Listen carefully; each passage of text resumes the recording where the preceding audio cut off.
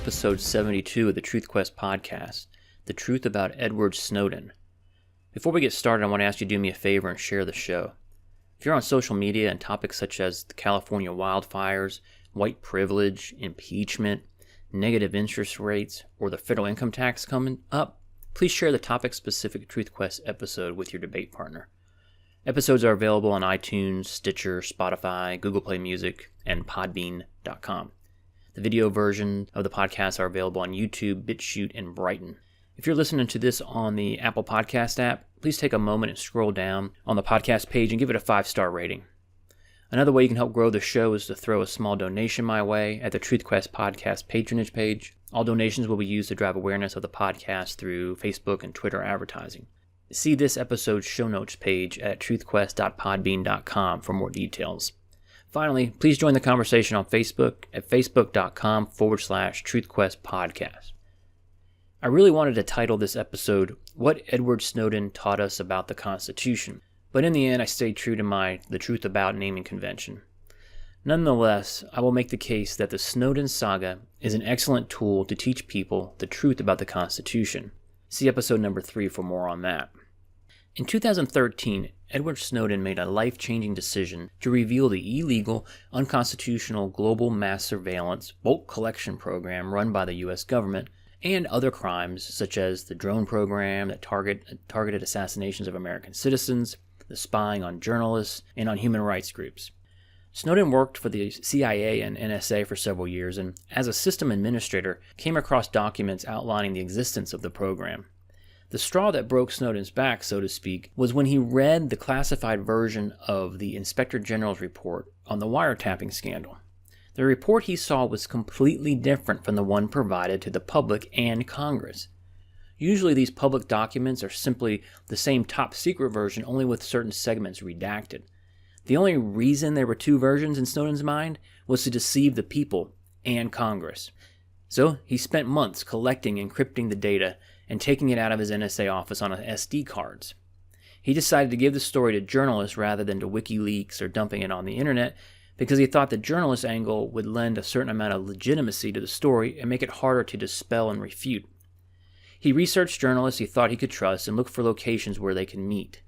He decided on Laura Poitras and Glenn Greenwald. They met in Hong Kong, where Laura recorded extensive interviews with Snowden while he explained how the mass surveillance state operated, so they could explain it to their readers. Once the story hit the news, Snowden was a wanted man, as you can only imagine. He looked for a jurisdiction where he could seek asylum. He decided on Ecuador, but he had to avoid airspace of any countries with good relations with the United States. He flew from Hong Kong to Russia, and from there he was to fly to Cuba and then on to Ecuador. Unfortunately, the State Department revoked his passport when he landed in Russia. He's been there ever since. In 2013, the Snowden stories won the Pulitzer Prize for Public Service Journalism. So what is this mass surveillance? If I had to pick a starting point for this story, a good place would be 9/11. It is in the wake of that attack that our constitutional rights were changed without our knowledge or consent. Even members of Congress were left in the dark. As Snowden puts it, quote, the Constitution had been hacked. Intelligence agencies in the U.S. used 9/11 to enlarge their power. They argued that the only reason 9/11 happened was because there were too many restrictions on them. This led to the Patriot Act, an illegal and unconstitutional global mass surveillance program, all disguised as the price of being kept safe from terrorism. Remember the Never Again slogan? As Snowden put it, the politicians, quote, turned terror into a permanent danger that required permanent vigilance enforced by unquestionable authority, end quote. They stoked fear in the hearts of Americans by using expressions like, there'll be blood on your hands and think of the children. Fear is the easiest way to cloud people's minds. It is the best friend of a government that wants to infringe on your rights. In the name of national security, our rights are and were being violated. America's 17 intelligence agencies at the time wanted most of all not to be blamed for 9/11. They wanted to ensure that the buck stopped, well, nowhere. The result was a war on liberty itself, not on terror. One side note, why are there 17 intelligence agencies? I mean, wouldn't one or two suffice? I want to walk you through some of the names of programs and legislation related to the Snowden saga as background. The first one is Operation Stellar Wind. This is the Bush administration's warrantless wiretapping program implemented shortly after 9/11. Originally, the program only authorized the collection of telephone and email metadata communications if one end of the conversation was foreign or if there was a link to terrorism. Now, metadata is essentially data about data, like time and date, who, when, where, etc. This, of course, morphed into the unconstitutional domestic surveillance that we see today. Reporter James Rosen had part of the story in 2004, but the Bush administration talked the New York Times out of publishing the article until 1 year later when Risen said he was publishing a book with the information included. If that article had been published, can you say President John Kerry? Next is the Foreign Intelligence Surveillance Act of 2007. This act allowed the intelligence community to target any foreigner outside the U.S. deemed likely to communicate foreign intelligence information. That included journalists, aid workers, corporate employees, and academics. The NSA used this act to justify their bulk collection of data from Google, Microsoft, Facebook, YouTube, AOL, Apple, among others. This included email, photo, video and audio chat, web browsing history, social media posts, search engine queries, accessing your webcams, listening to your computer's internal microphone, recording your IP address, and accessing data stored on the cloud. In other words, they have the ability to record and store for perpetuity the data of your life. Then we have the rubber stamp FISA court, which was established in the late 1970s despite all the attention it's getting these days. It was designed to provide secret individual warrants regarding the foreign intelligence collection.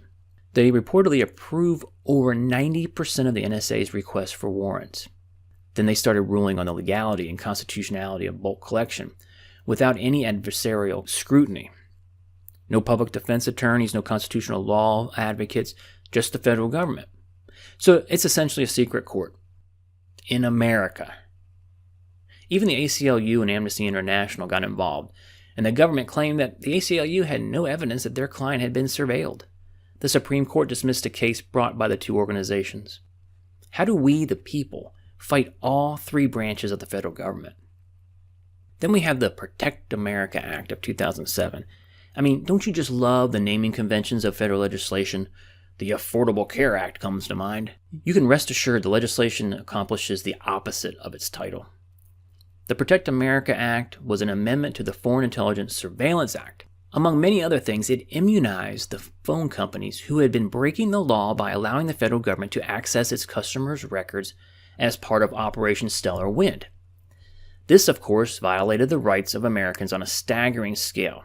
I mean, if your so-called constitutional right to privacy creates a right to an abortion, then surely you have the right to keep your phone records private, right? If you're curious about that right to privacy and abortion connection, listen to episodes 46 and 47, The Truth About Roe v. Wade. Anyway, the phone companies started to balk once they realized the massive liability that they were incurring and told Congress they would no longer participate in the program. So what did Congress do? They protected them from lawsuits by changing the law. So we have the Congress making illegal acts legal, just like that. Snap of the fingers, so to speak. They don't have to break the law because they just rewrite it to match their behavior. While we're on the topic of Congress, I can't help but speculate that given the massive amount of data available to the intelligence community, is it any wonder the unwillingness of our national elected officials to challenge what is known as the deep state or the establishment? Every so-called skeleton in the closet can be laid bare for all to see. Think about the mental gymnastics that Justice Roberts went through in order to opine that the Obamacare law was constitutional. I mean, we all have secrets. Did someone lay out some of his secrets as he wrote his opinion? Think about all the feckless Republicans at the national level. Lindsey Graham comes to mind. He currently chairs a very powerful committee in the Senate, yet sits on his hands while the Democrats try to impeach the president. What secrets does he have that handcuff him? You know what whistleblower story I would pay money to see? How much blackmail is really going on in Washington, D.C.? I mean, think about it. Drug use, porn, affairs, fetishes, medical records, homosexual activity, financial records, search engine queries. I mean, the list goes on and on what the intelligence community has access to. Even if the elected official is clean, what about his family members, his parents, kids, spouse? I mean, it's a target-rich environment for blackmailers from the intelligence community, which is now apparently above the law. They're above the Constitution. They can do whatever the hell they want. Who's going to stop them? Not Congress, not the Supreme Court, and certainly not the president, whether his name is Bush, Obama, or Trump. None of the branches of government are fulfilling their oaths of office. And guess what? No one gives a damn, except the few whistleblowers like Snowden and Julian Assange. What do they get for their troubles? Character assassination, exile, and in the case of Assange, slowly killed by years of isolation, and Lord only knows what kinds of mental and physical abuse he has endured. If you want to learn more about Julian Assange, listen to episode 42. To demonstrate the absurdity of the power vested in the intelligence community, consider James Clapper, the former director of national intelligence, who, for those of you who don't remember, lied under oath before Congress. This lying occurred a year before Snowden came forward. When asked by Congressman Ron Wyden, quote, "Does the NSA collect any type of data at all for millions or hundreds of millions of Americans?" End quote. Clapper replied, "No, sir." Wyden responded, "It does not?" Clapper responded, "Not wittingly." Keep in mind, Congressman Wyden knew that was a lie at the time of the questioning. Clapper admitted it was a lie after Snowden released his data. Clapper argued it was the least untruthful thing he could think to say in the context. What was Clapper's punishment for committing perjury? Well, because of his disdain for President Trump, his punishment has been an unwarranted level of prestige bestowed on him by the left. He has been a regular contributor on left-wing news outlets about all things anti-Trump. Russia collusion and impeachment are two of his favorite topics. Did the feckless Congress prosecute him? What do you think? So the bottom line is, our elected officials are highly incented not to rock the boat. People who reach the highest levels of government do so by being risk-averse. Their goal is never to screw up in a major way. This mentality breeds mediocrity, buck passing, and cautiousness. Throw on top of that mentality the likelihood of some blackmail from the intelligence community, and you have a recipe for abuse of power on biblical proportions. I have argued on many episodes of the Truth Quest podcast that we are living in a post-constitutional era in America. I have news for you. It will continue until individual states start to secede from the Union. I don't see any other way to right the constitutional ship. Nothing will change, especially in this relatively new era of mass surveillance where everyone is subject to blackmail. Not until a few states look at our overlords in D.C. and flip them the double middle finger and tell the federal government to go screw themselves. I mean, they're bankrupting the country, they ignore the Constitution, they're spying on everyone without a warrant, they are currently trying to overturn an election via what can be described as a deep state coup. They are ignoring our immigration laws. They are sending our young men and women abroad to die in undeclared wars. Incumbents in Congress have a 90% re-election rate, and those that fall within the 10% or retire get cushy, high-paying jobs at law firms and companies that lobby the federal government. These people are intoxicated with power. Nothing proves the post-constitutional argument better than the Snowden saga. What he uncovered and the fact that the practice largely continues today says more than I could possibly articulate. One argument that I've heard made by United States senators and friends alike in defense of the mass surveillance goes something like this. If you don't have anything to hide, you don't have anything to worry about. That argument is not only naive, but it displays a staggering level of constitutional ignorance, and quite frankly spits on what the founders of this nation stood for generally, and the Constitution specifically. People lose sight of the truth that the federal government is a creation of the states that ratified the Constitution. They have a few enumerated powers. That's it. D.C. is not omnipotent and all-powerful. So why do we as a whole bend over and take whatever Washington, D.C. dictates? The founding fathers would be astonished at the level of obedience and submission on the parts of the individual states. The idea that they have the power to vacuum up what is the equivalent of our house's papers and effects, as articulated by the Fourth Amendment, more on that in a minute, is not only illegal, it's unconstitutional and diametrically opposed to everything the founding fathers stood for. They stood for liberty. They stood for don't hurt people and don't take their stuff, and left a legacy of a legal framework to ensure that we will be left alone, and if we do hurt somebody, you will, in a civilized, legal, and constitutional manner, be prosecuted and taken to face a jury of your peers. Let's examine in more detail the unconstitutional nature of the mass surveillance program. As he said in his book, Permanent Record, Snowden points out that 50% of the Bill of Rights were intended to make the job of law enforcement harder. Think about the 4th, 5th, 6th, and 7th Amendments, especially the 4th, which protects you from unreasonable searches and seizures. By the way, if you would like to learn more about the Bill of Rights, check out episode 37. So I want to read you the 4th Amendment and then relate it to the mass surveillance program. It reads, quote, "The right of the people to be secure in their persons, houses, papers, and effects against unreasonable search and seizures shall not be violated, and no warrants shall issue but upon probable cause, supported by oath or affirmation, and particularly describe the place to be searched and the persons or things to be seized." So let's break that down with the NSA's mass surveillance program in mind. You are to be secure in your persons, houses, paper, and effects against unreasonable searches and seizures. So what do you think are the equivalent of persons, houses, papers, and effects today? I mean, how much of a stretch is it to make the legal argument that our phones, devices, our internet-connected appliances, our vehicles, all equate to our houses? Or our computer files are equated to papers?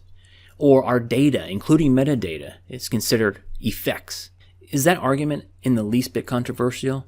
I mean, given the mental gymnastics and the creativity that the Supreme Court and lower courts have used to rewrite the Constitution with their opinions over the last 150 years, I hardly think so.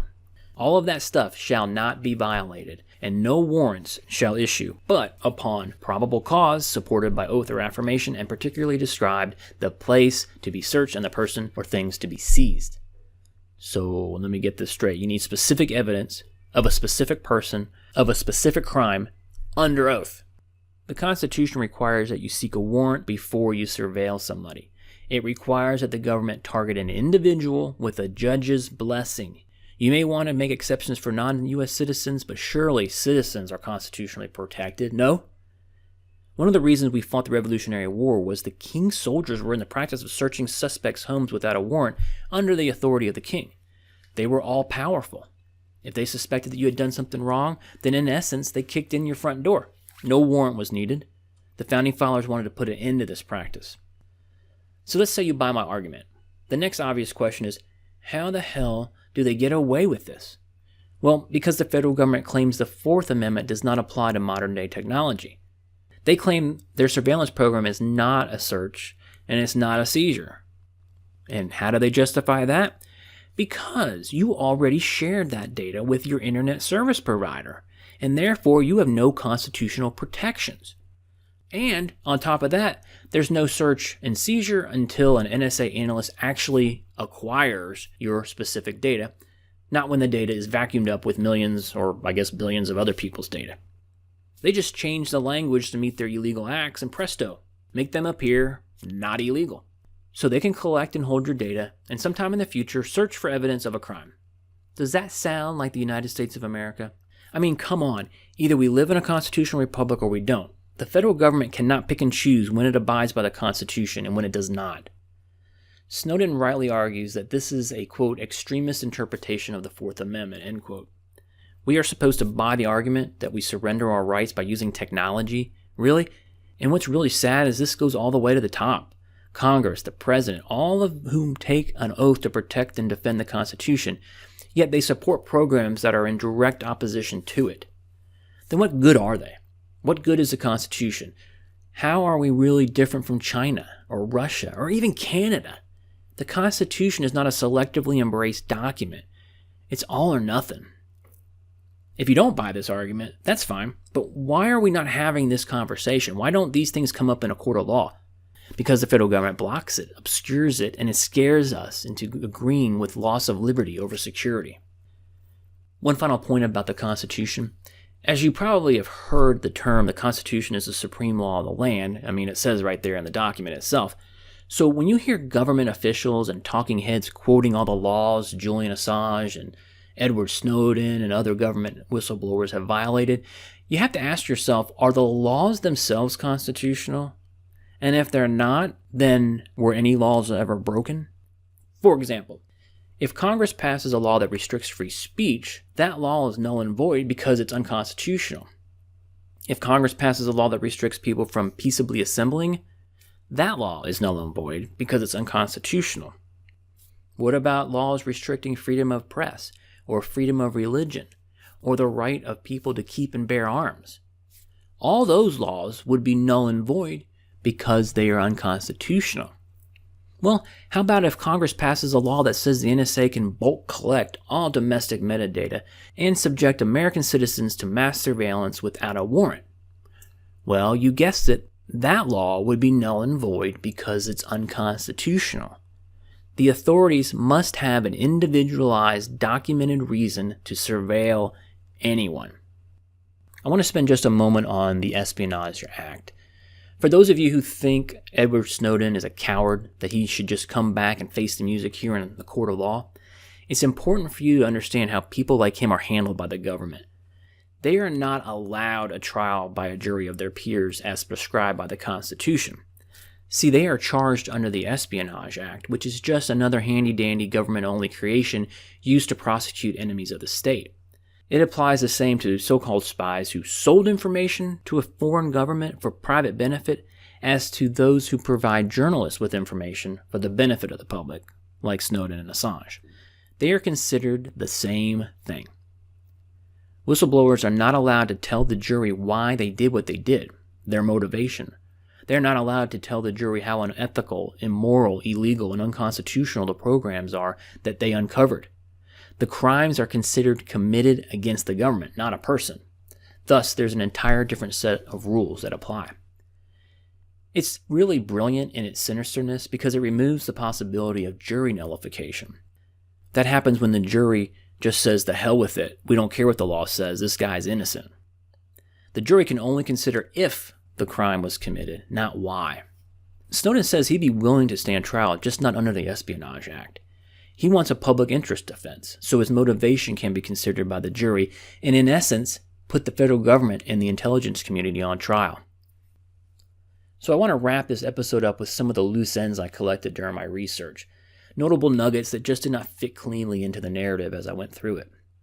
First, it's quite obvious that the American people are no longer partners of government. Not even sure we ever were. But we are subjects. Our rights are routinely violated by the federal government, and none of the constitutional checks and balances work to rectify it.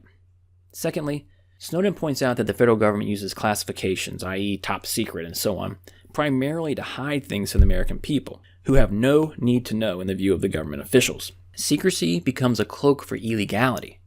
Government becomes unaccountable, and the people don't know. Therefore, we are powerless to rein in government excesses or to prosecute for abuses of power. Third, Snowden brings up the point about patriotism. He asks the question, is it blind allegiance to the state, to the federal government, even while they rip the Constitution up right in front of our face? I think not. Fourth, we live naked before power. Companies like Facebook and Google, together with the U.S. government, know everything about us. We know little about them. As Snowden points out in his Joe Rogan podcast appearance, we have public officials and private citizens. Think about the two adjectives, public and private. In theory, the private citizens should know everything about their public officials. That's how the system was designed to work. But it's quite the opposite these days. Fifth, we own less and less of our data. Data increasingly belongs to corporations and the government. It's becoming a commodity, which means we are a commodity. We're being exploited and manipulated. We are being sold, and it's all legal because the powerful make the policies and the laws, and they are unaccountable to the people. So, after all that, do you still think Edward Snowden, Julian Assange, and other government whistleblowers broke the law and are guilty of treason and all other sorts of federal crimes? Or do you think our federal government is out of control, maintains way too much power, and are likely to continue doing whatever the hell they want regardless of who sits in the White House, regardless of which party controls Congress, and regardless of the composition of the Supreme Court? It's a lost cause without dramatic action from some of the individual states.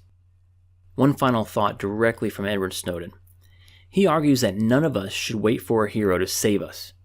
What matters is heroic decisions. You are never more than one decision away from making the world a better place. In other words, do something. Talk to your sphere of influence. Publish a podcast or establish a video channel. Well, not on YouTube, of course, because you probably won't be welcome there. Put one brick in the building, then someone else can build on your brick, and one brick at a time, we can build awareness. Please join the conversation on Facebook at facebook.com/TruthQuest Podcast.